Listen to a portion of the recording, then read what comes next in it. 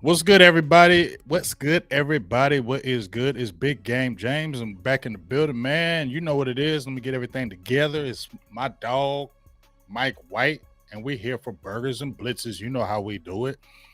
We was going to do it a few days ago, but circumstances deemed it not necessary. So Friday nights is what we're going to get it in. So how you doing, big dog? I'm all right. How about yourself, brother? I'm doing real good. You know what I'm saying? I'm doing Trying to get even that better. link set up right quick on the Twitter machine. Oh, it's all good. Go ahead and do your thing. But There we go. I'm doing real good for the simple fact that the last time we talked, we were waiting for Big Hank to sign, and you had already said that hey, he's going to be signing, and it was a little bit delayed, but It was he didn't want to fuck with Camp, but then he talked to Mike McCarthy, and Mike don't push him like that. You right, know that's these vets. That's why all these vets are still in the win. I mean, it ain't just the Cowboys. It's right, a bunch of teams. right, right. And I mean that's understandable. He's 30 years old, 31 years old. We totally get it. Those big guys don't want to be going through all those rigmaroles. But one of the things that you said about Mike McCarthy was that he was really good during the week. Maybe not Hmm. great on game days, but during the week, he's really good in preserving the players, really keeping them fresh, keeping them ready for the season, the grind. He's really good at that. So I think that's one of the reasons why you see Hankins coming back in the fold. And plus, he's signing for a great deal. When you look at all the guys that the Cowboys signed, man, I will say one Beautiful. thing. I will say one thing about that front office. Man, they can sign them damn contracts, dog. They will get you under them numbers. Is that not right, big dog? But hey, you know what? Now they have an expectation. When I put that Bad Boys meme out, this is how you free agency. From now on, this is how you're supposed to free agency. This is how you're supposed to shoot. Now we know you can do it. I'm not gonna, be all negative Sally about, the prior years of what they could have done. We talked about they tried with Poe and them, it didn't work out. They kind of Mm-hmm. tried. It was a half-ass try, but they tried. The Mm-hmm. fact that they know they can do this and these type of moves are there every single offseason, different names. There's different names come and go, but these type of moves are available every offseason. Now we have an expectation. This is what you do. This is this is what you're supposed to do. We're going into the draft without a glaring need at four positions for the first time in a really, really long time. A really long time. Yeah, and it feels really good, man. I mean, and you know what feels good about this is that they didn't hoard the compensatory picks like they usually do and try to keep all the players on the roster. And we know daggone well half those guys aren't going to make the team No. because after the fourth and fifth round, it's going to be real sketchy. So the fact that they actually were proactive and went out and got guys for fifth and sixth rounders, that makes you feel good. And then when Yeah. you re-sign Hankins, I mean, you re-sign Jonathan Hankins, LVE, Donovan Wilson, Tat McKinley, Dante Fowler Jr. You brought in Stephen Gilmore on the defense. You feel really good about what they're saying about we're going to lean on our defense because you damn near brought the whole damn defense back, On the right? kid. Yeah. I mean, that was the plan that we talked. If you harken back to the last pod, the last live we was on. I've been talking about it. There's a reason they dumped that bag on Dan Quinn. Them boys love him, and they tried to save some money on because once again, coaches don't count against the salary cap. We explained all that, and look how it panned out. Mm-hmm. You got some sweetheart deals. You lost Watkins, but Will McClay will find another one of those. I ain't sweating that. That dude played 20 snaps a game.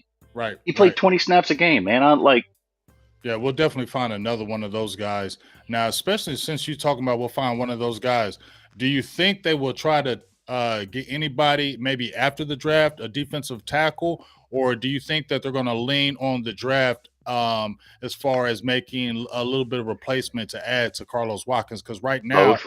you're looking at Bohanna and Hankins as the guys. You think they're going to add? You have to do both. You have to do both. They'll get a guy. They'll get a guy with the June cuts, just like somebody will get a guy with the June cuts from us. They'll probably get one of these receivers. They'll probably get a Dennis Houston or somebody like that with the cuts because it's the way she goes. June, mid June, you'll probably get your other DT. I would figure that I'd be shocked. I'd be absolutely shocked if they pick one in the first two rounds. It doesn't mean it won't happen, I but agree. I would be absolutely stunned. I I, agree. absolutely stunned. So that's what we're looking at there. Probably maybe a late, maybe that third round. We'll get maybe. Other than that, it's day three in the draft. And as we know, I lump all day three together. It's all. But Tom Brady was, we got that. Yeah. For every one of those, there's 1,000 guys that don't even make the damn 53 on their first year. Mm-hmm. I mean, seriously, that's the Mm-hmm. odds. Mm-hmm. So that you have to do both, and they will do both. Yeah, I agree with you. We had our draft show yesterday, and that's the angle I came from. When you look at since Mike McCarthy has been here and with Dan Quinn, Osa Ogadazua went in the third, and then they picked up Golston, and in the sixth they picked up Bohanna. But besides that, even with Ridgeway, they got him in the fifth. So I agree with you. I don't think they touch a defensive tackle until at least the third round because they don't have to. Because you got a couple guys there. You can pick up a guy, like you said, in the cuts.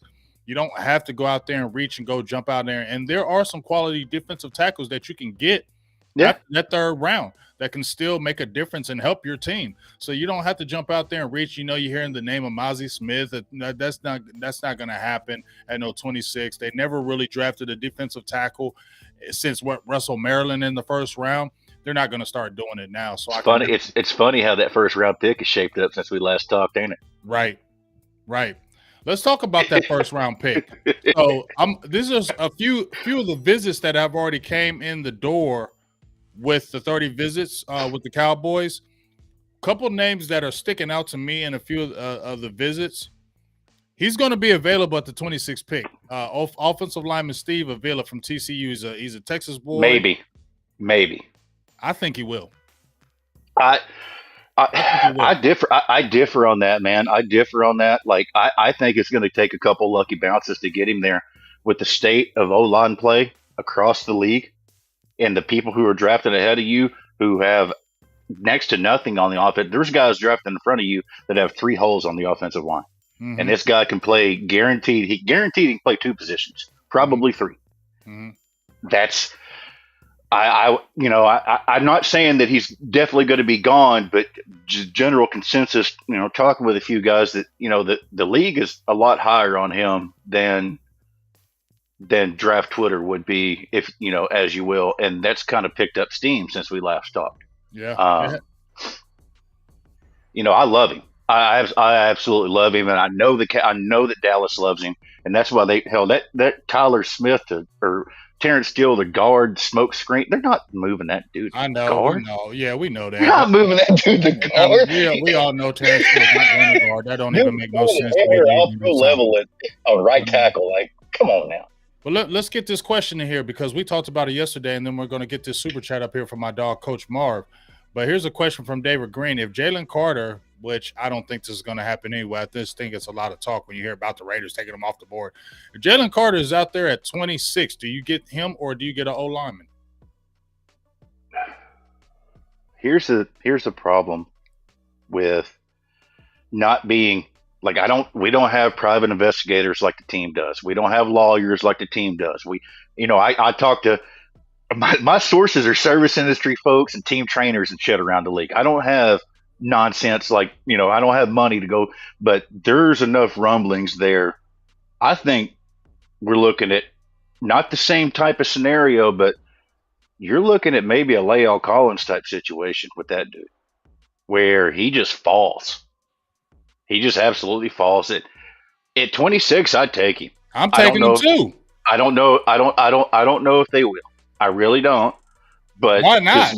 Why not? And many times, it's a defensive tackle. They don't put a big premium. Yeah, I understand. You're preaching to the choir, Bubba. How long you seen me pounding the table? I wanted Vea. I wanted Dexter Lawrence. I wanted Billings. Like all these guys, like and it's just they pass. That's just not a premium position on them because once again they look at the snap counts and they're like, this guy's going to play. So Dexter Lawrence, what he plays, probably 30-40% of the snaps a game. He's a hell of a player. I'd love him.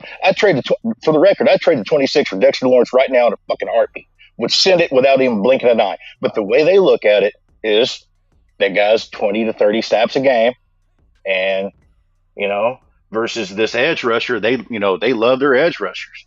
I think, your better chance of one of them edge rushers falling to 26 and they pick them up is more likely than the defensive tackle.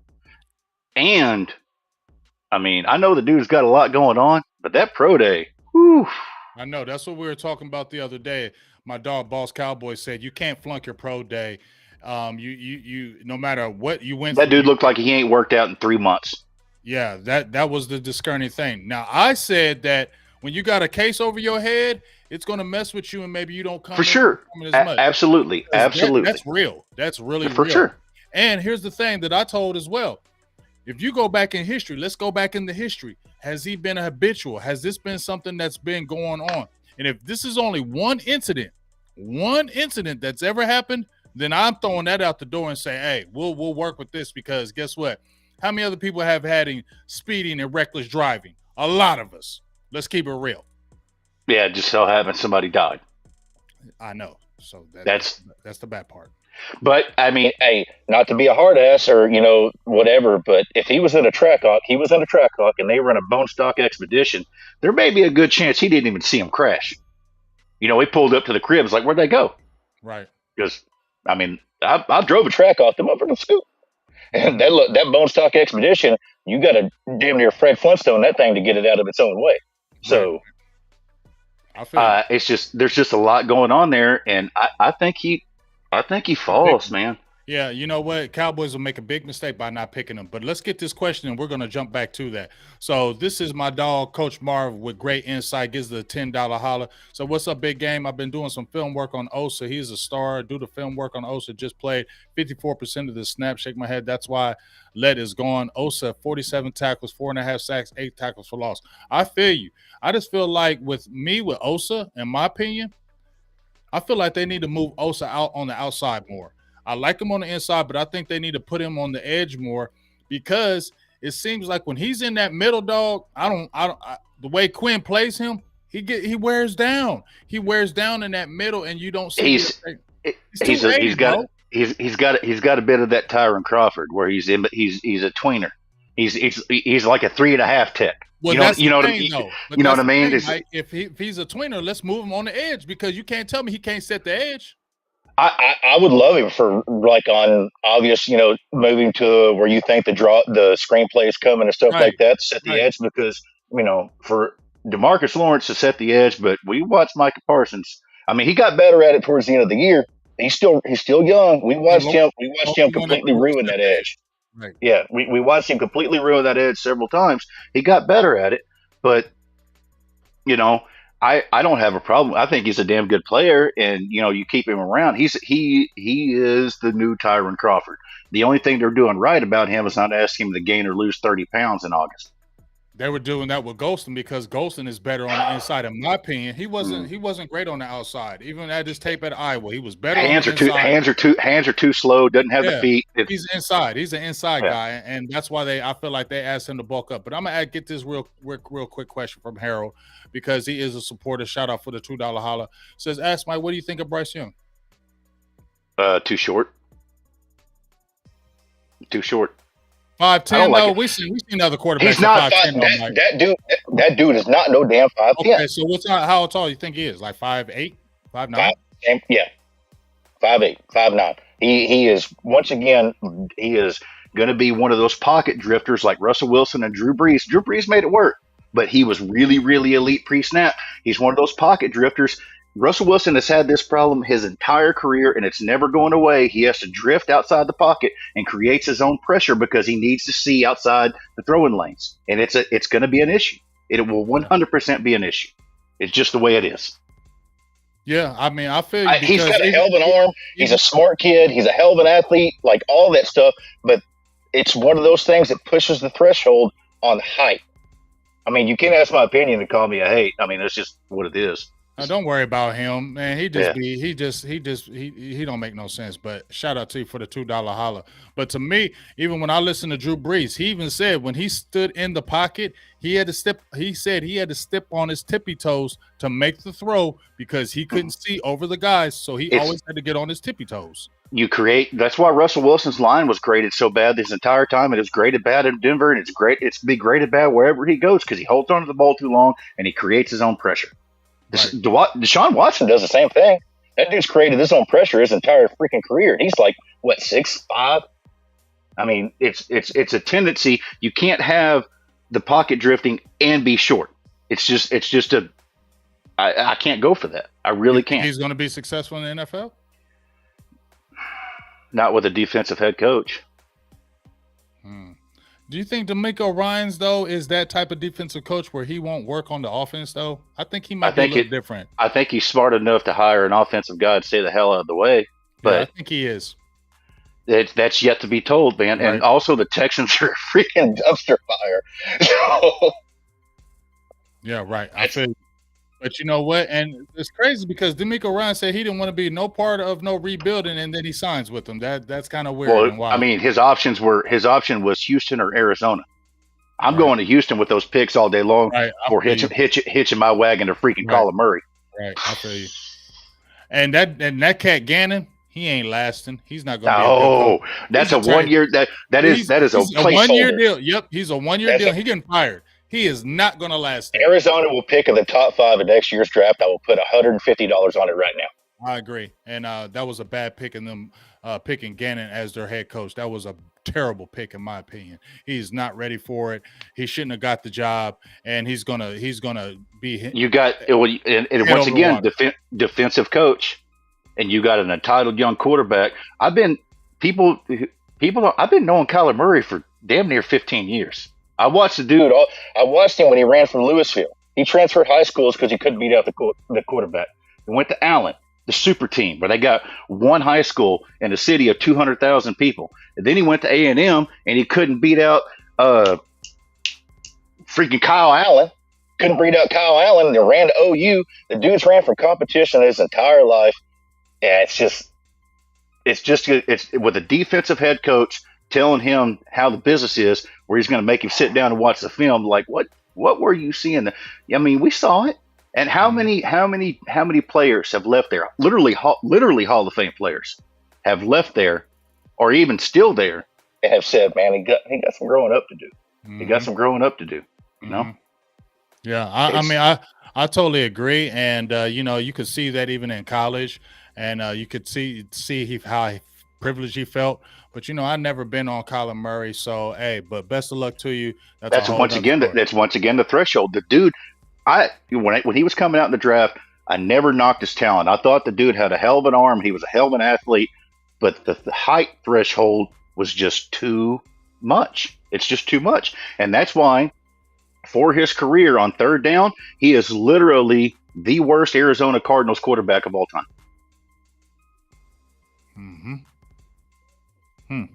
All right, so I got another question up here. Shout out to my guy, Matt Batten. He's always coming through with the $2 holler. He says, hi, what's up to us, me and you? What's up with you, Matt? Once again, we appreciate you. Now, I got a good question from my dog, Los, right here. Would y'all take JSN if he falls at 26? What would you do, Mike? Too slow. I need another 5.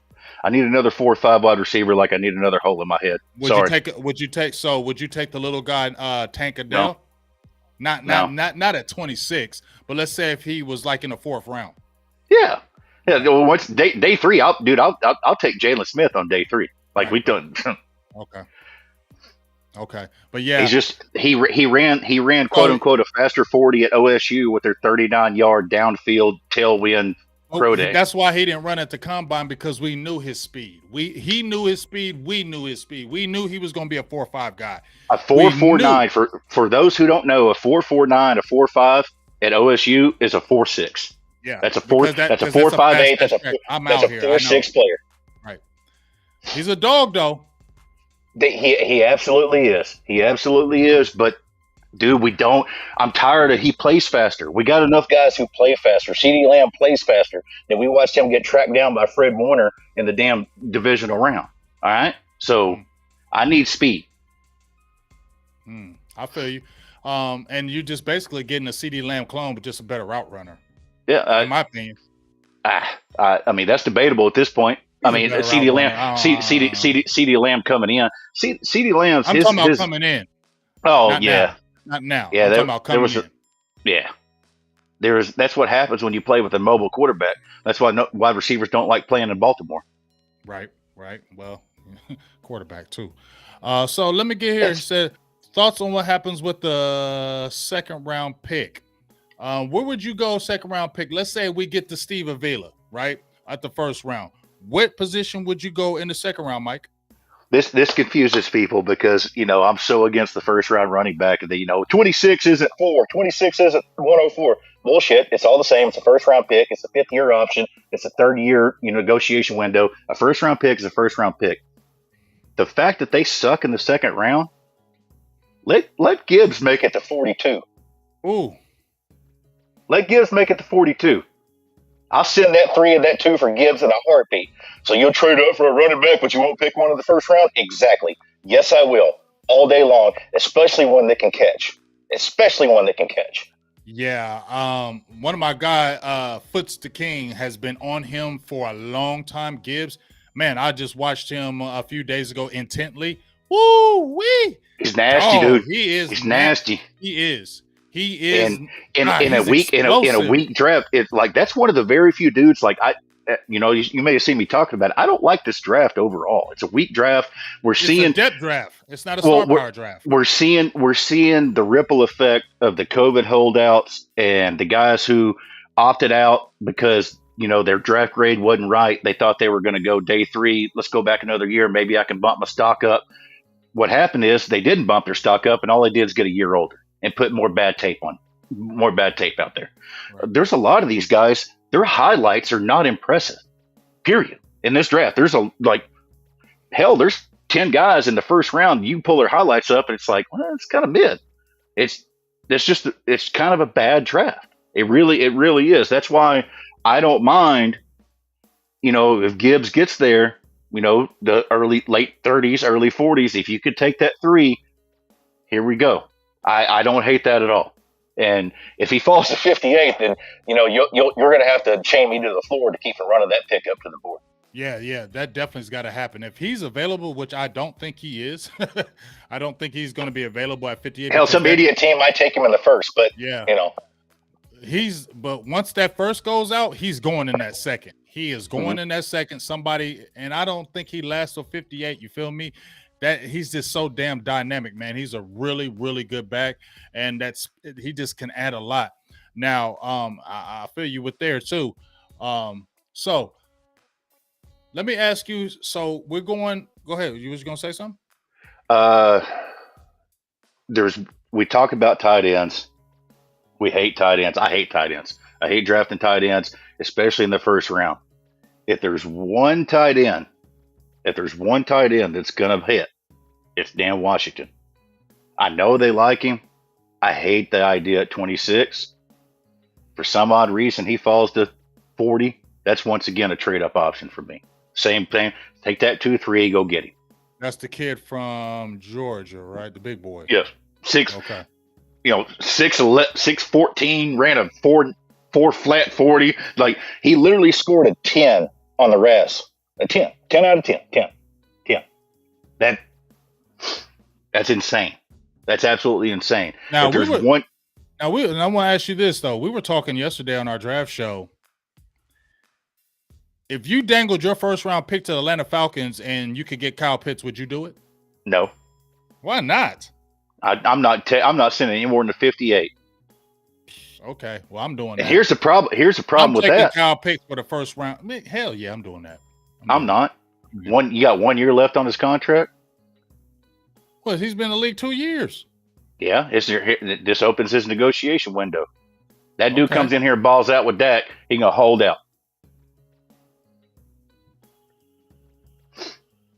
So I don't not the first, man.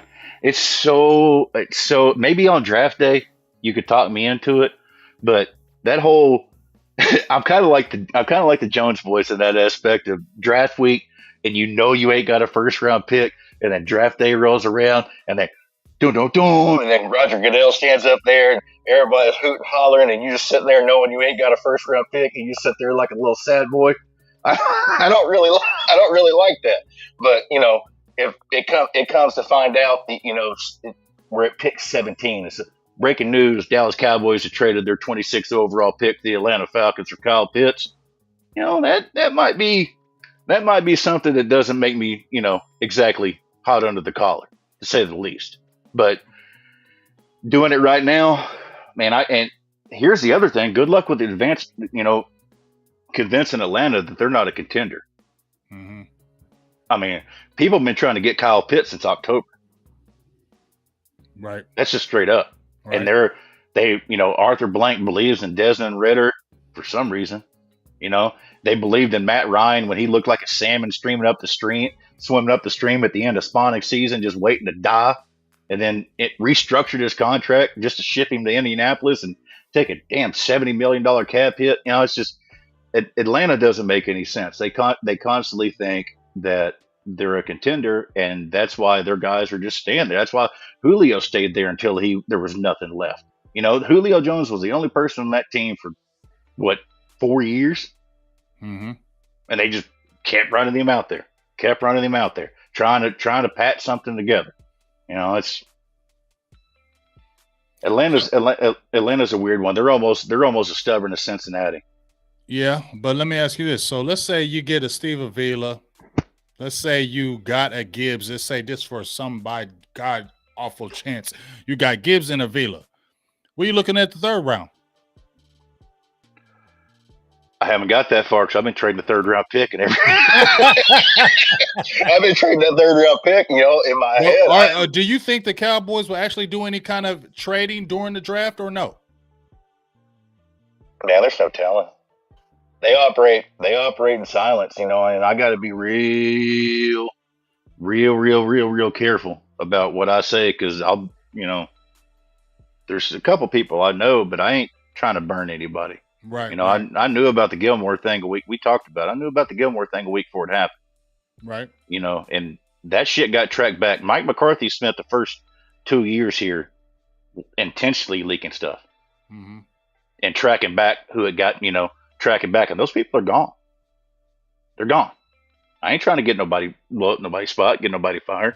And he likes, and that's why so do you see a switch to me? Because the Cowboys used to tell and show their moves all the damn time. We used to always get frustrated because the Cowboys would talk in the media and would never shut up and tell you basically all their moves. And then you see all this other stuff going on. Do you think since Mike McCarthy's gotten here, he's told them, hey, be quiet. Let's not show our moves. Let's be quiet. Stop showing your hand. This place was a colander when he showed up. And he slowly turned it into Fort Knox. Mm-hmm. If something gets out, it's because the Jones boys got on that scotch and started talking to one of their buddies. Mm-hmm. And then Mike McCarthy finds out about it at the press conference.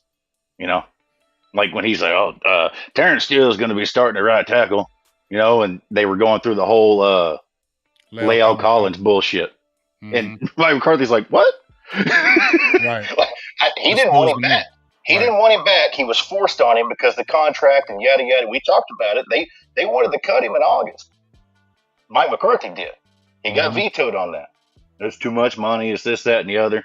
When he showed up fat with a blown up hip and didn't rehab and high as hell and everything else. And now look at him. He's about to be out of the league. Right. Yeah, for sure. Yeah, I mean that was a good call by McCarthy, especially on that. Now, with them being kind of hush on this, you said that you don't know if they're going to trade picks because they're being real quiet. Well, you said you got some inside information. We'll just let that kind of hang. So do you think free agency is totally done now that they got Hankins? Until June. I think you're done. You're what? Almost a month, less than a month away from day one of the draft.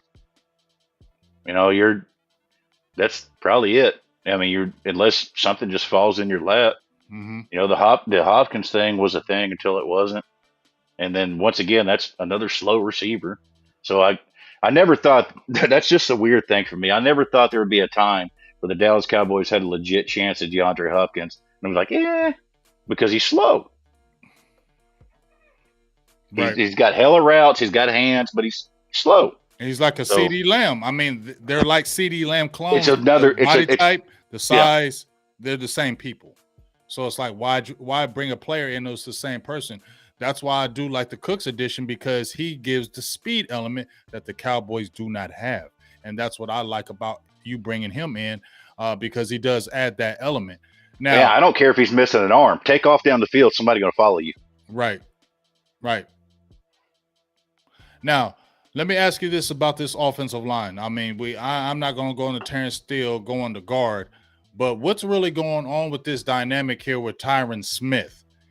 What are they going to do with Tyler Smith? Because is he playing guard? Is he playing left tackle? What is going on with that? What are they doing with the Tyron Smith? The injury, the contract told you exactly how they feel about Tyron Smith. That said the quiet part out loud. 90% of his money is hidden behind playtime and injury incentives. That's a you're here, but we're not counting on you situation. Mm-hmm. And then then that Avia smoke started popping up, percolating, and all of a sudden it's, we're gonna move our right tackle who played at damn near an all-pro level to guard for some unbeknownst reason, just because, and they announced it out of nowhere. Nobody asked them. No, ain't nobody asked them shit. And they're just, we're gonna move Terrence Steele to guard. Why? It's lying season. It's a month away from the draft. Come on. I mean, I know that Jerry gets on that scotch and Catboy gets on that scotch and they talk nonsense, but just put a little logic behind it, man. Yeah. So you think they're saying that the smoke screen is so people will stay off of Vila? There's somebody they like. I'm not saying they like Avia. I like Avia. I know they like Avia, but there's somebody they like. Mm-hmm. And to me, I mean, Avia's. I mean, that's a slam dunk pick at 26 if he even makes it there. But I have my doubts about him even making it there. I really do, just because the state of O-line play in the league. So you think it'll be a domino effect if one offensive lineman goes? If there's an offensive lineman that goes and before 15, the Via won't be there at 23. I mean, I just don't see it. There's too many teams in front of you.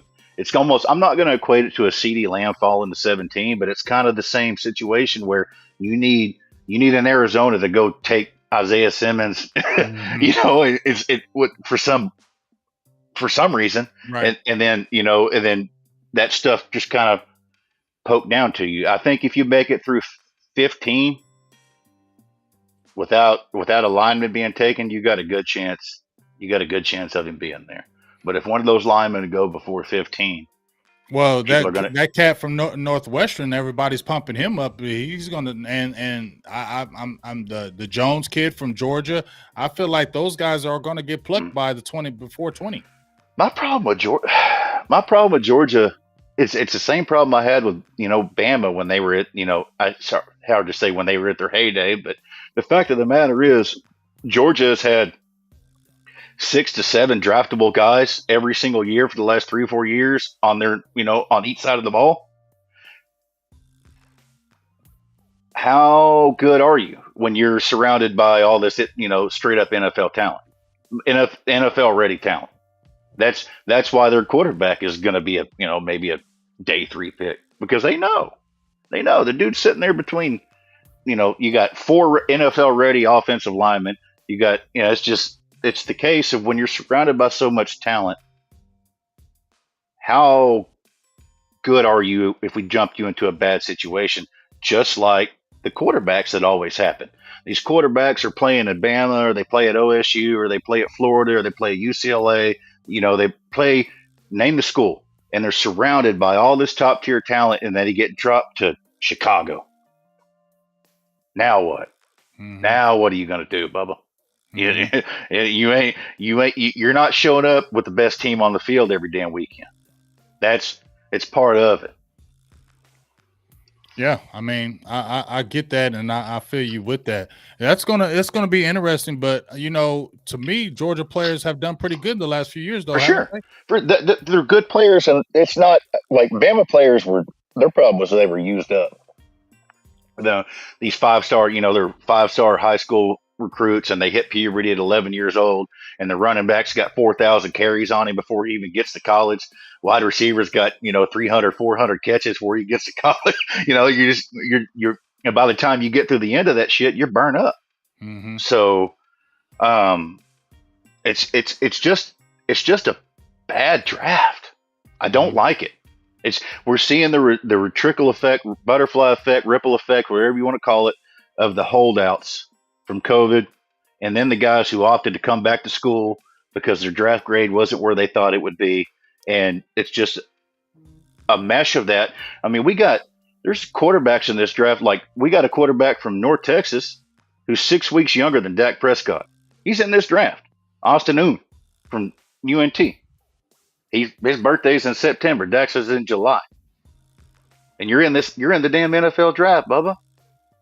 Hendon Hooker is older than Justin Herbert. Right, And he got one leg. right. It's just a Do you like Hendon I, Hooker though? I don't. I Why not? don't.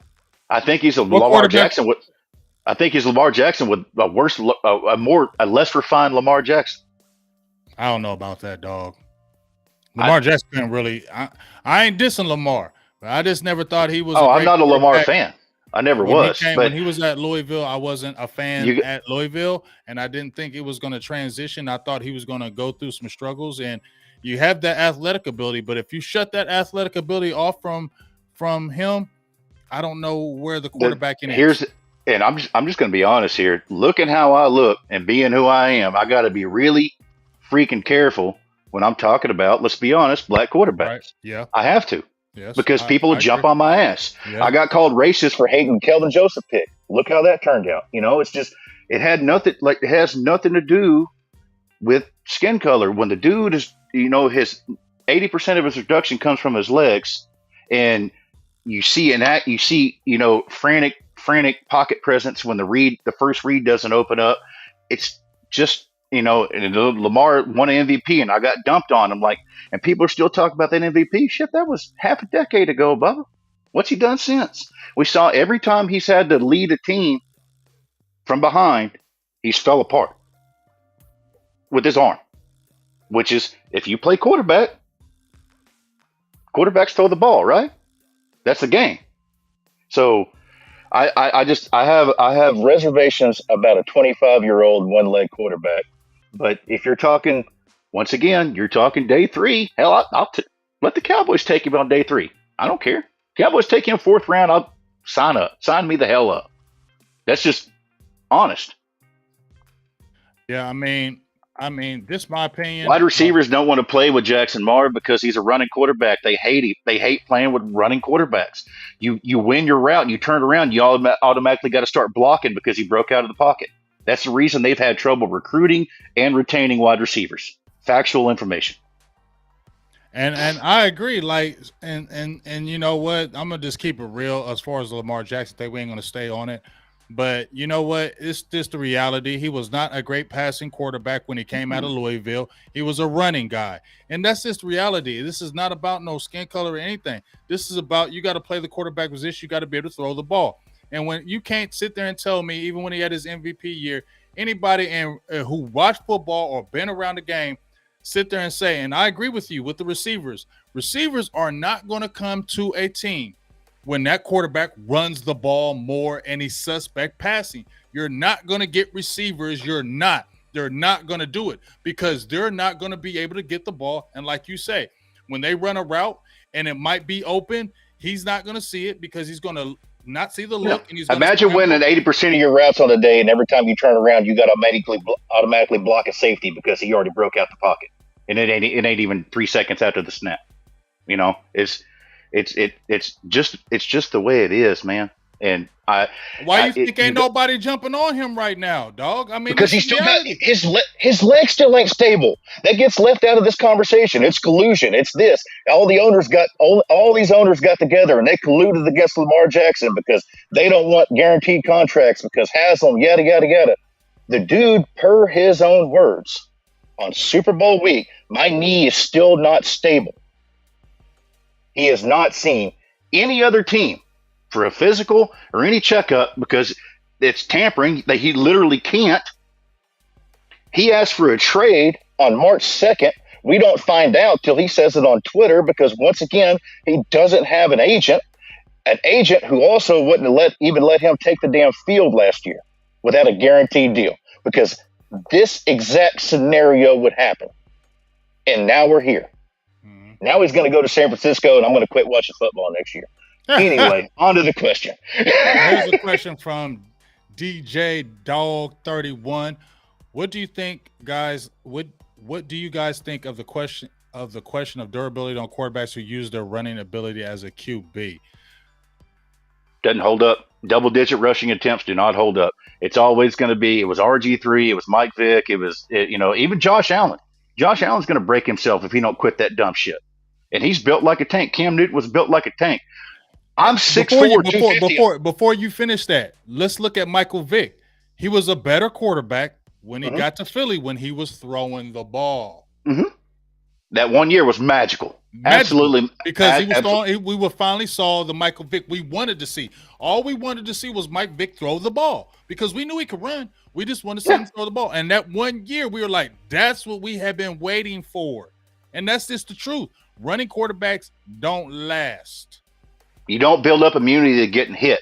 Like if you take out to your backyard right now and you get a BB gun and you shoot yourself with a BB gun because you're going to work your way up to a 45, you don't build up an immunity to bullets. When you get hit with that 45, it's going to blow your arm apart. Period. You don't build up an immunity. All that shit tacks up and tacks up and tacks up and tacks up. And then one day, Josh Allen's going to wake up and everything's going to be different. Everything's going to hurt. That back ain't going to act right. That shoulder clicking every time he moves because that dude wants to get an extra 0.3 yards and take on 6 defenders and land on his damn head for no damn reason. You don't build up an immunity to being hit. It's not the way it works, man. It's just not the way it works. And that double-digit rushing attempts gets you hurt. It gets you hurt, period. End of story. White, black, brown, purple, don't matter. Like, you will get hurt with those rushing attempts. It's just the way it is. Maybe that's the reason why Dak cut down his too, especially after that injury. And he never. I mean, even at Mississippi State, he wasn't really a fast athlete. Right, he was a bulldozer. He was right. He wasn't a 4.3, 4.4 guy that was just running all. Yeah, he wasn't that guy. But we get it. So let me ask you about this contract extension or what's going on with that. We hear, the extension. Is he going to get extended? $50 million. What do you think about that, Mike? I think it would be, even to the people who hate Dak, the people that love Dak, the team, regardless, I think it's in everybody's best interest for the team if they were to extend him. Yesterday, preferably. Drop his cap hit down for the next couple of years, make the contract easily movable. Or if it's not movable, you don't want to move him, you have room to do other moves like you've done this offseason.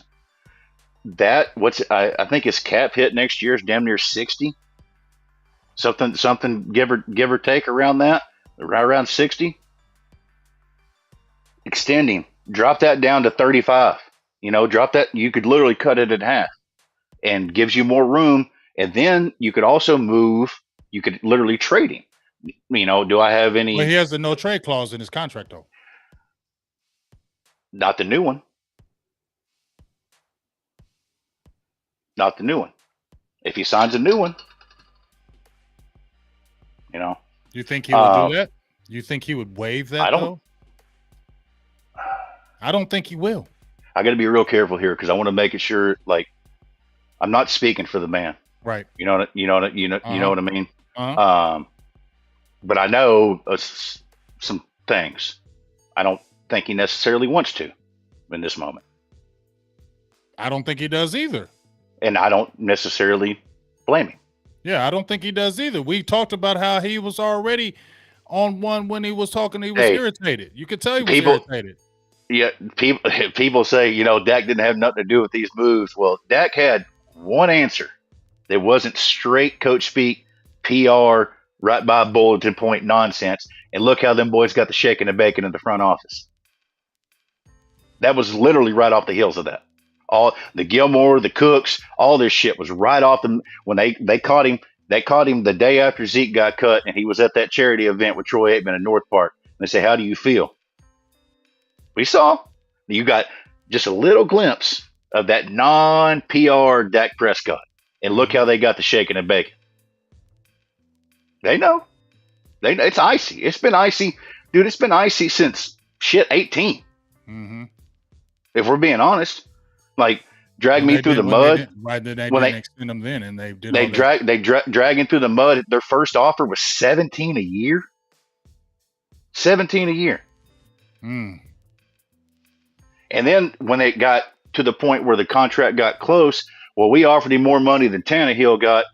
Yeah, they did. They also offered him less guarantee percentage than Tannehill got. It's always when you hear it for the people in the chat, when you hear about a contract, when you hear about the total number, that's coming from the team, that's coming from their PR. When you hear about the guarantee, that's coming from the agent, that's coming from the player. The total number doesn't mean shit at all. That's funny money. Right, because you ain't gonna see it. They ain't gonna the Derek Carr contract, the Daniel Jones contract, they're 2-year contracts. If you actually look at it, they are 2-year contracts, but they get to talk about, the money and this, that, and the other. They're 2-year contracts, period. When, he didn't like that, man. Didn't like being drugged through the mud. Like, why they got to negotiate in the public. And Todd France hates Stephen Jones. They hate each other. Them boys didn't talk for over 2 calendar years. You didn't talk to the agent of your star quarterback for 2 years. But you say talent acquisition is 24 hours a day, 7 days a week. You're a businessman. You're running the team. You're the GM of the Dallas Cowboys. You didn't talk to the agent of your quarterback for 2 years because your ego got hurt. So where do you think this ends up with Dak? Shit, I don't know, Bubba. I really don't. Do you think he's gonna? Do you think he's gonna be here long term? Because I don't. No, I don't think he's gonna be here long term. I think we're. In my opinion, this is just me. I don't know, have the knowledge like some other people, but just the iciness I saw and just his responses, I just feel like another few years, and I think this might be the end of Dak here in Dallas. My personal opinion that Dak Prescott and the Dallas Cowboys have ran their course. Me too. And I say that as a Dak fan. I just think that let them go get their Jimmy G or whoever they want to bus drive somebody who wants to run it. They want to run it on, 75% of the first downs. Go get you a quarterback that's okay with that. There's no other team in the league. We talked, that Dan Rana went on. There's no other team in the league who has a top quarterback who treats him the way that Dallas does. Waste every first down, waste every second down, put him on third down behind the sticks. We go as Zeke go. Hell, they had comments not even 6 months. We go as Zeke goes, and then where's Zeke at now? Right. That was Jerry Jones in the middle of the season saying we still go as Zeke goes. Yeah, that's I had the numbers. You know that Ezekiel Elliott has more first down rushing attempts than Dak Prescott has first down passing attempts. Are you serious? Dead ass. Almost 100 more. It's like a 11-12 to 1080. Wow. Yeah. I'm not asking to throw the ball all the time. I don't want to throw the ball 90% of the time, but Ezekiel Elliott has 11-12 first down rushing attempts and like 356. No, I think I'm overshooting that by a couple hundred. It is less than 300 rushing attempts on third down, with over 1,000 on first down. That's not how you want your offense to go in today's league. When it's illegal to cover. It's illegal to hit hard. It's illegal to enter. You know, it's the Whole game set up for passing offense. and you want to waste every first and second down on 2 and 3 yard carries. And then he's got to thread it through a thimble to Noah Brown on 3rd and 11. You know, it's backwards. It's the whole thing's ran backwards. And then you get the comments about they want to run the ball even more. We're going to run even, we're going to run the ball. We're going to run the damn ball. You can't. The only way you could run it even more is just literally not pass the ball. Just turn into Army and run the triple option and just never pass the ball ever again. That's the only way you could run it more. I don't get it. People say we heard it all last year. We heard it all. Oh, they're not running. They need to stick to the running game. They need to stick to the running game. They have. I know for a fact he's tired of that shit. Mm-hmm. So that's what brings us back to, I think, a contract extension. Even if you hate Dak, if you think he's the worst quarterback to ever play in the NFL, a contract extension would be the smart play if you want him gone. If you like this team over the quarterback, drop that cap hit down, make him movable, and get him gone, and then you can go build a team around John Tyler, Stephen Jones Jr., Stephen, whatever the hell his damn name is. Right. They ran the ball on 65% of first downs and 35% of second downs. I know. I was just about to say the numbers prove that. Like you can shake cap all you want. You just don't know what the hell you're talking about. Yeah. I love you. thank you for checking in. You just don't know what you're talking about. That's one game, big dog. Packers game. That's one game, but we're not going to do that right now. No, we're not. We're not going to do that. The overall numbers tell the story. The overall numbers tell the story, man. When your running back has more first down attempts than your quarterback, that's bad business. Right. Period. Yeah, I agree with you. I think the Dak thing has run its course. I just feel it in my heart. I feel it in my spirit. I just feel like these next couple of years is where we want to see this thing happen with Dak, because I feel like after those couple of years, I think he's going to be gone. And it's not because I want him gone. I just feel like it's just going to happen. I feel like he's tired of it. I feel like, they're on some other stuff, but I feel like Dak is tired of it, in my opinion. Yeah. He's tired of being and it's not like he's getting any younger. He's 30 years old now, right? So he's not going to sit there and say, let's keep on doing this. And I'm 30 years old now. My career is getting short, right? So he's going to be started thinking about that too, because you're not getting any younger as a quarterback. What if, okay, let's put it, people say, oh, they want to point out games. Let's put it to your job. You got crew lead. You got a crew. You got 8 people on your crew. 2 of the guys call in sick 3 or 4 times a week. One of the guys takes an hour and a half lunch. The other guy's in the shitter half the day. And then the boss man comes down. He wants to find out why you ain't getting the production. You keep going with that. I got to run to the restroom right quick. I can't. All right, go ahead. It's frustrating as a fan to watch this team be ran literally inefficiently, and then the quarterback turn around and catch all the flack for it. I can say the dude played like shit versus San Francisco. So did the league MVP, who's everybody claims is much better than him, just like the year before that. And the line's been shady. The running backs have been getting Zeke forced on him. Tony Pollard finally played over 50% of the snaps this year. Finally, for the first time in his career, which is what we've been asking for God knows how long. And look how that ended up. Everybody saw that Zeke was expendable, which is what they were trying to put off for the longest time. They were constantly trying to put off that he can't carry the load, and turned out he did. And now I was talking about how Pollard, Pollard can't handle the touches, and then he gets over 50% of the carries this year, and we saw that Zeke was completely a replacement level short yardage running back. The guy hasn't had a red zone touchdown, a touchdown outside the red zone since 2019. Who? Pollard? Sorry, he has one. Sorry, he has one. Ezekiel Elliott has one touchdown since 2019 from outside the red zone. I mean, do you think he comes back? I said it when he got cut. There's a better chance that he comes back than signs with another team because we done saw. I mean, I didn't. I intentionally held off the stuff that I seen on Twitter of other running backs from other teams clowning, like, "Oh, we're straight over here." The Jets was clowning him. The Jets was clowning him, you know.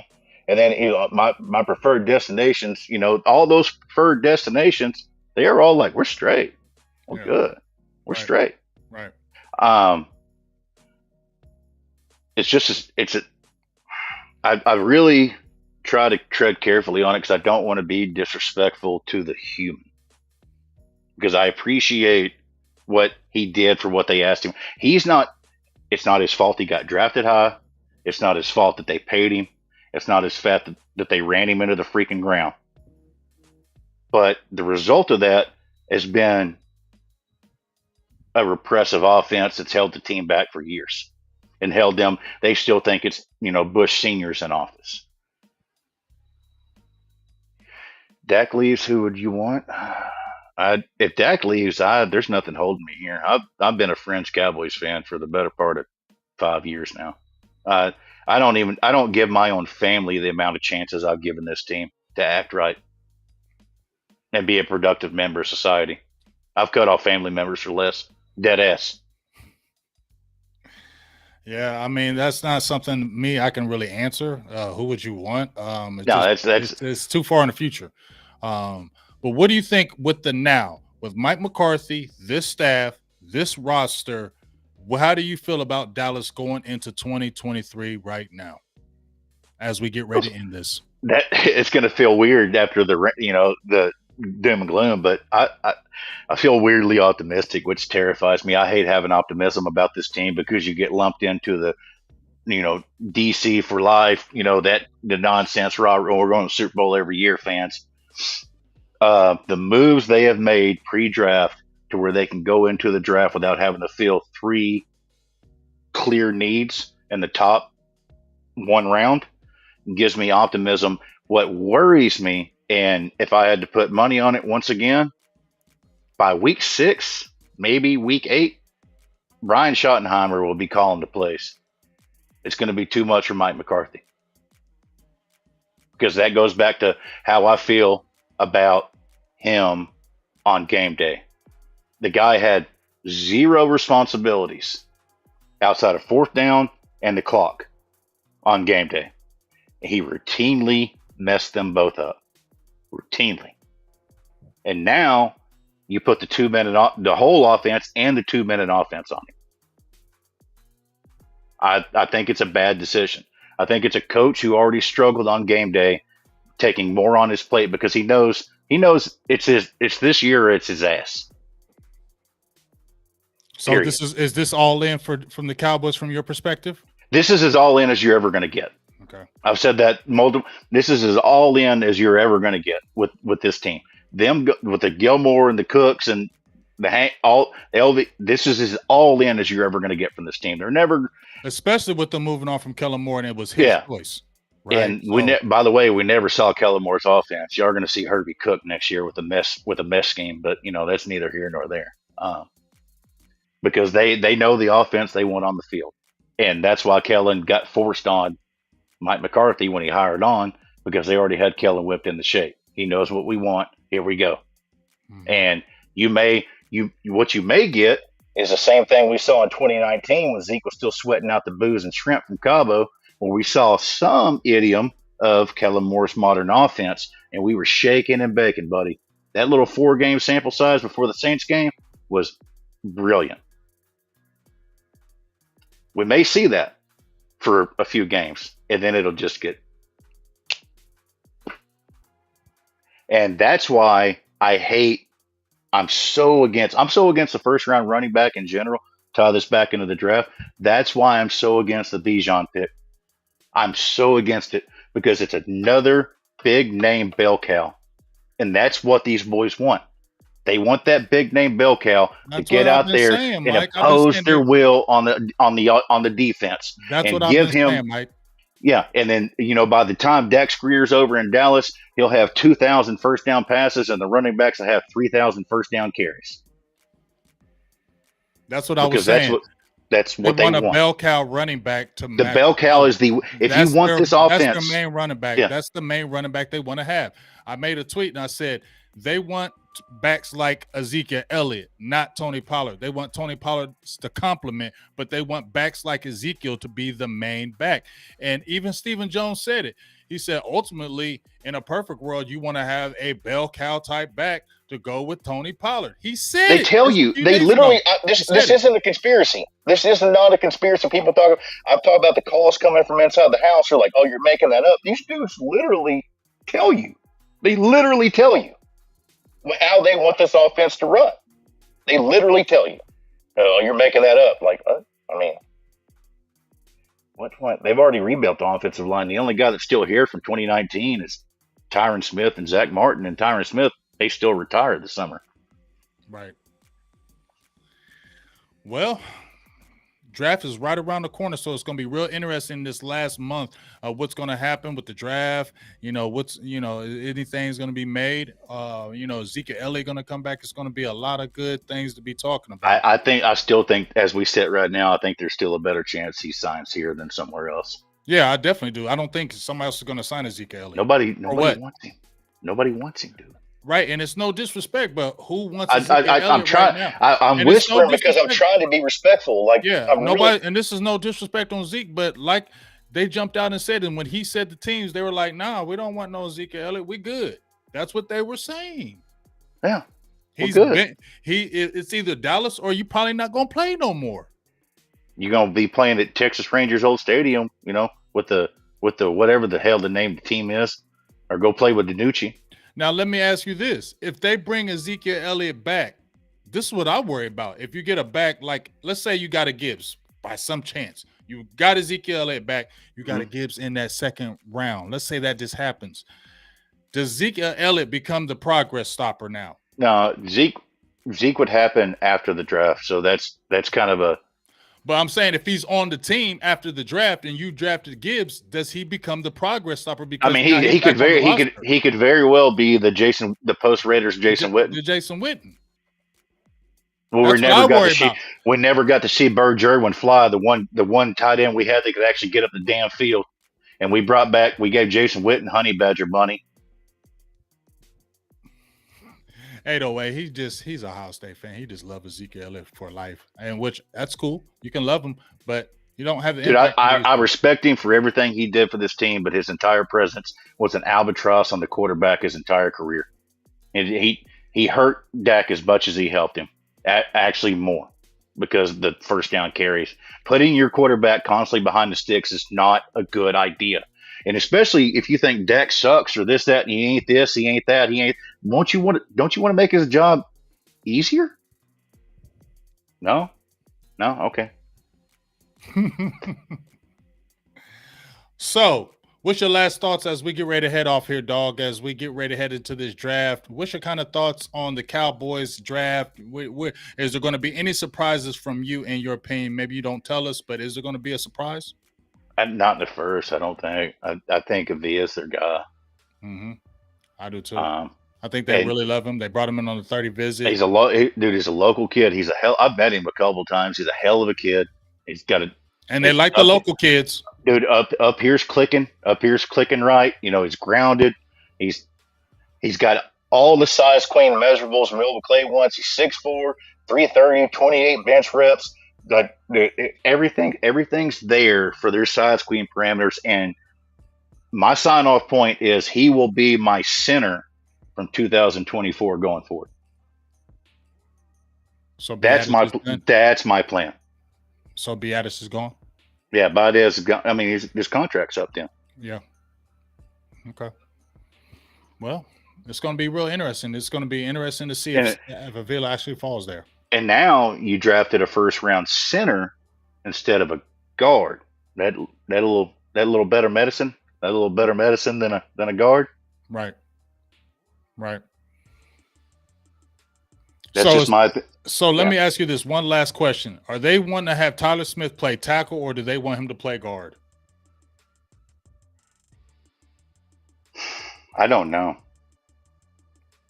I don't know. That's why I hated the pick. They didn't have a plan for him when they drafted him, and they still don't. I didn't hate the player. I hated the pick. We talked about it. That what was it? 2 days after the draft. I hated the process, and we're still damn near literally a year later, calendar year later, and they still can't make their damn mind up. But I think tying back to the Tyron Smith contract with the injury triggers on the salary, I think that says the quiet part out loud. But I don't want to say one way or the other and be wrong. You know what I mean? Right. Let's get your quick thoughts on that. I don't think it's going to work. We talked about that. It's a can't body. It's a can't body, and I just feel like, dude, it's like, in my opinion, I feel like they're just holding on for the international thing. In my opinion, I think. Yeah, it's like asking a running back to play linebacker. Yeah, it's just. I agree. I just. Feel like hell, he may not. Like he may not show. I feel like he may not. The dude's not going to make the 53. I can tell you that. Yeah, and he's not going to make it at a defensive tackle. I just feel like they kept it for the international thing. They just didn't want to get rid of that story, and so they're doing whatever they can to kind of preserve. Hell of a guy. He's nasty. He'll be a nice special teams player, but what they wanted just never really panned out for him. And once again, it's like when Jerry Jones said, "I almost named them the Vaqueros." That boy loves tapping into that Southern Texas fan base. Right. That's why he's actively fought off a team in San Antonio for 30 years. Mm-hmm. This is factual information, man.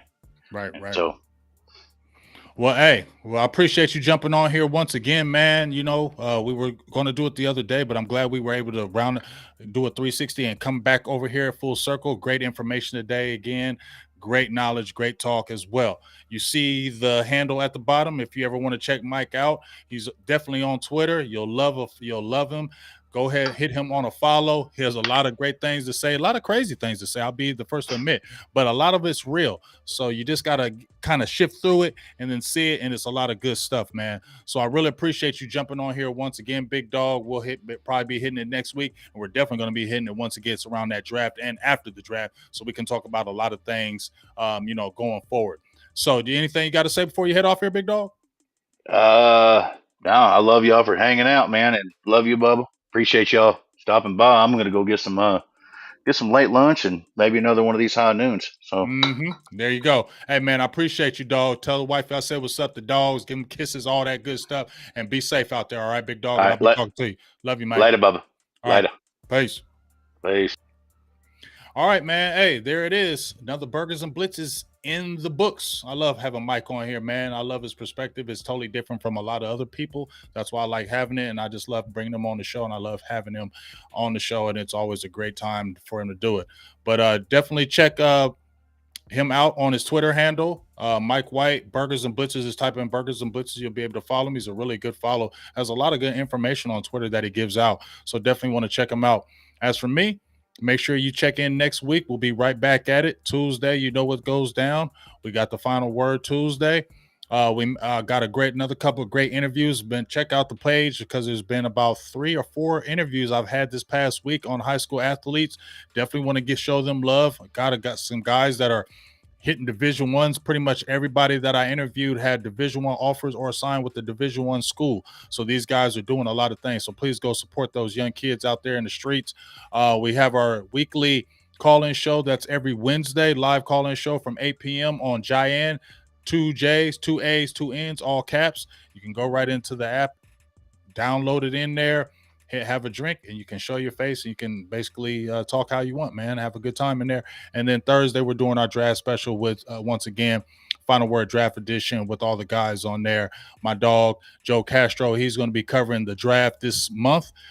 So make sure you check him out on the Philly side. He's going to throw some Cowboy stuff in there too for me. I told him to look out for me, but you know how we do every Thursday with the best of enemies. So full schedule, as you know, every week.